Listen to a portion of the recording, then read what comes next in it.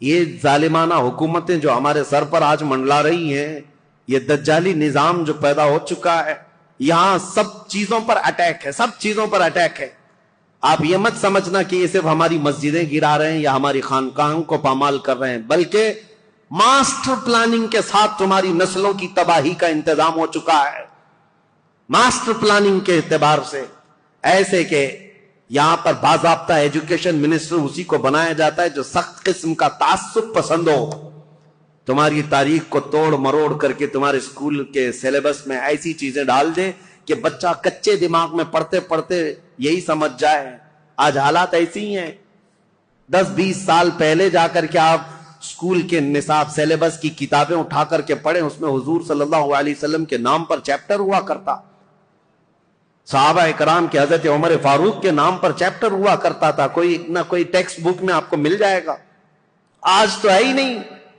تاریخ اسلام کی یہ سچائیاں، نہ اورنگزیب آئیں گے، نہ شہاب الدین غوری آئیں گے، تاریخ کو مٹا کر کے پتہ نہیں کون کون سے پہاڑی چوہوں کو لا کر رکھا ہے، سب طرح سے بدل کر کے، اس طرح کہ تعصب کی اینک ایسی پہن رکھی ہے انہوں نے کہ تمہارے بچوں میں یہ زہر پھیلتا جائے اور بچے تمہاری تاریخ سے بے بہرا ہو جائیں. آج اے نوجوانوں، اگر دنیا تمہاری تاریخ مٹانے کی کوشش کر رہی ہے تو اس وقت تمہاری ذمہ داری ہے، تمہاری ذمہ داری ہے. میں رشیا کی ایک چھوٹی سی کنٹری جہاں قرآن پر پابندی لگا کر تقریباً 70 سال گزر چکے تھے، 60 یا 70 سال، سوویت یونین کی لڑائیوں میں، اس سے پہلے جو وہاں کے حالات تھے، مارکسزم، لینن کا جو انقلاب آیا تھا، ریولوشن، کچھ ممالک ایسے سخت اسٹرگل کر چکے ہیں، مسلمانوں کی اذانیں بھی بنتی، قرآن پر پابندی ایسی لگی تھی. ایک ہمارے اس تاریخ کو بیان کرنے والے ایک عالم دین ہے، انہوں نے کہا کہ اس ملک میں جانا ہوا تھا، مسجد نام کی کوئی چیز ہی نہیں تھی. ایک جگہ گئے بازار میں تو لوگوں سے معلوم کیا کہ آج جمعہ ہے، کہیں نماز ہے، تو دکان میں بیٹھا ہوا آدمی ہاتھ پکڑ کر لے گیا، ایک دروازہ کھولا، اس دروازے کے اندر دروازہ، اس کے بعد جانے کے بعد ایک کمرہ ہے، وہاں پر کچھ لوگ نماز پڑھ رہے ہیں. کہا یہاں سخت پابندی ہے، کھلے عام نماز نہیں پڑھ سکتے. نماز پڑھنے کے بعد علاقے کے لوگوں سے، اس عالم دین ہندوستانی تھے، مل کر کے انہوں نے کہا مسلمانوں پر اتنی سخت پابندیاں ہیں لیکن ہیں مسلمان اب تک، نماز تو پڑھ رہے ہیں تم لوگ چھپ کر ہی صحیح. انہوں نے کہا نماز ہی نہیں.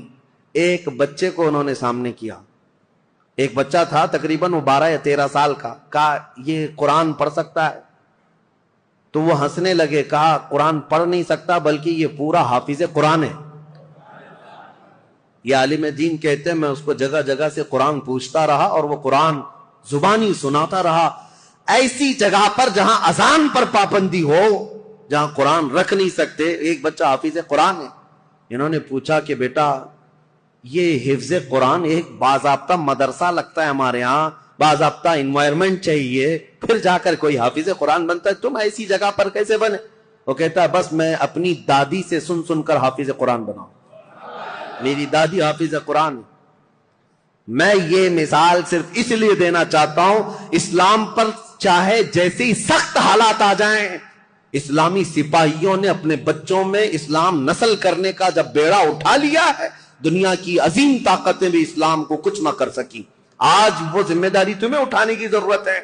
تم یہ مت دیکھو کہ کہاں کیا بدلا جا رہا ہے سوشل میڈیا پر اور یا اسکولوں کے نصاب میں، سلیبس میں اور فلموں میں، جو ہمیں فلما کر کے دکھایا جا رہا ہے. لوگ احتجاج کر کر کے بول رہے ہیں نا کہ اسلام پر ٹارگٹ ہے. 1000 کرنے دو انہیں. یہ آج سول کوڈ کی بات لے کر کے مسلمانوں کے قوانین بدلنے، یہ سب حالات آئیں گے، سخت ترین حالات آئیں گے. ظالموں کو تو اپنا ظلم دکھانا ہی ہے، لیکن اے غیور نوجوانوں تمہاری ذمہ داری ہے، تم اپنے کندھوں پر یہ بیڑا اٹھا لو. ہم دنیا کے در پردہ یا دنیا کے بھروسے پر اپنے بچوں کو نہیں رکھیں گے، ہم اپنے تاریخ کی سچائیاں اپنے بچوں میں منتقل کرتے جائیں گے. یہ گڈی گڑیا کی کہانیاں سنانا چھوڑ دو، اپنے بچوں کو لو، رات میں بیٹھ کر میرے آقا کی اور صحابہ اکرام کے ایمان افروز واقعات سناؤ. اتنے واقعات آپ نے سن لیے، ہر سال کربلا سناتے ہیں. میرے عزیزو اب کربلا صرف علماء سے نہیں، ہر گھر میں باپ سے بچہ خود سنے. کون؟ حسین ابن علی ہیں، یہ کربلا کی داستانیں گھر گھر میں ہو، پھر ہمیں کچھ فرق نہیں پڑتا کہ ظالم طاقتیں کیا کیا منصوبے بنا رہی ہیں۔